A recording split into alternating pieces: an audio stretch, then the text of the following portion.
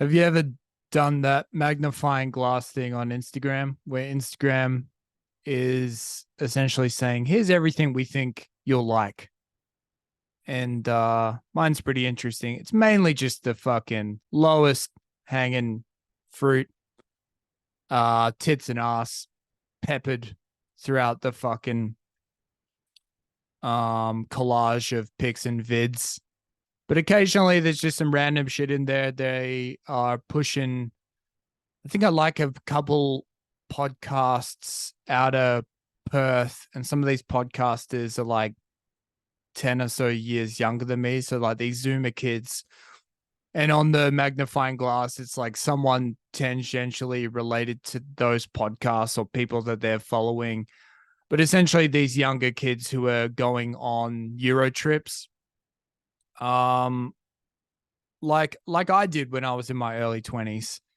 And it's pretty interesting to see these young Australians party around Northern Europe and how largely it's the same shit, same cities, and COVID was like a blip on that little rite of passage for a couple of years, but it's back with a vengeance, and it's the same shit, but just with slightly different styles.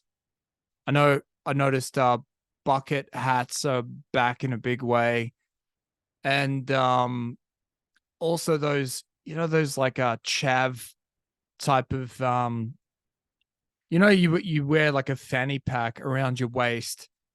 The new thing that's popular is to wear one of those, but essentially kind of like over your shoulder and across your fucking back and torso. So it's kind of like a diagonal fanny pack where I believe the fucking the chavs have been, and the eshays, they've been wearing them for like fucking, I don't know, last 10 years or whatever. But that kind of like streetwear culture has crossed over to like nice kids who are studying like law and economics, but when they go to fucking music festivals or they're partying on a barge in Prague or something, that they'll wear them to look cool when they're um, traveling around. So anyway, it's the same ship just with different fashion. Not really that interesting, but yeah, because of Instagram, you get hip to like, oh, this is fascinating. This is like a trip back in time to kind of see what it was like to be one of these dudes and be a part of this kind of like stampede of young crew trying to have fun in a foreign land. And I never actually did a Contiki tour, but I did do this thing called Bus About, mate, where I went to Oktoberfest in Munich, and then I bought. You buy essentially bus credits, and they were flexible, where it's like every couple of days there's a bus that will take you to the next city, and you can kind of like drops you off in the fucking downtown precinct, and you can party for as long as you want in this new place, and then you book like a new spot on the next bus that's coming, and then you roll on to the next city. So I bought like, I don't know, 7 or 8 of those credits so I could go to a bunch of different cities. And it reminded me because I guess I'm at the phase of my life now where people are talking about going on silent retreats, and it just occurred to me looking at all these young dudes and dudettes partying around Europe, and just the fucking onslaught of noise. Like you say goodbye to your parents at the Perth International Airport. I don't know, maybe the plane ride is pretty mellow, but then from that point onwards, it's just fucking noise, confusion, going from fucking buses to hostels to you're just in bars and around people nonstop. Noise and confusion and yeah, all in the name of fun and all that. I was like, a Contiki trip is the opposite of a silent retreat, where I think the appeal of those things is that, at least for me, when I was an adolescent, young adult, I was very much inside my own head, was trying to play it off like I had things under control. but there was a lot of fucking like trepidation to be like, what the fuck am I doing? How do you navigate this fucking world?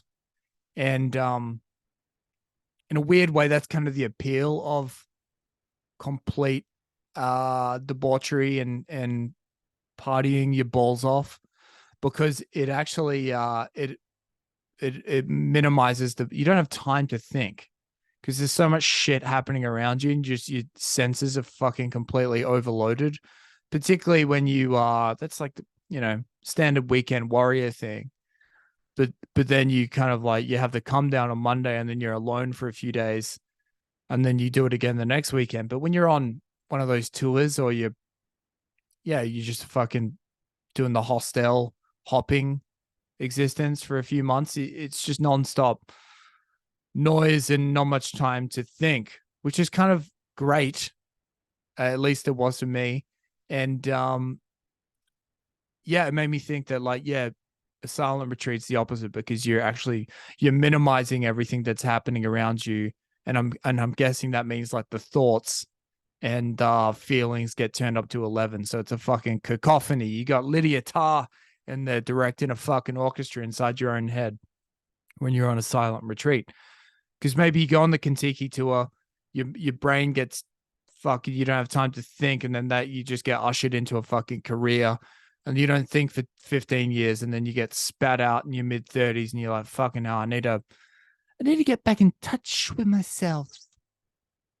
But if you are a young person, you're considering going on one of these trips, you are confused about adulthood, I would recommend it.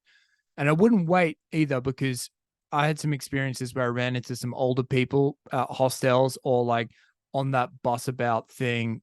I would see some older people. And at the time, they seemed older. In retrospect, they were maybe like late 20s or early 30s, which is laughable now. That I don't consider that old. But they were in context, because I think I was 20 years old. Most people that were doing it around me were the same age.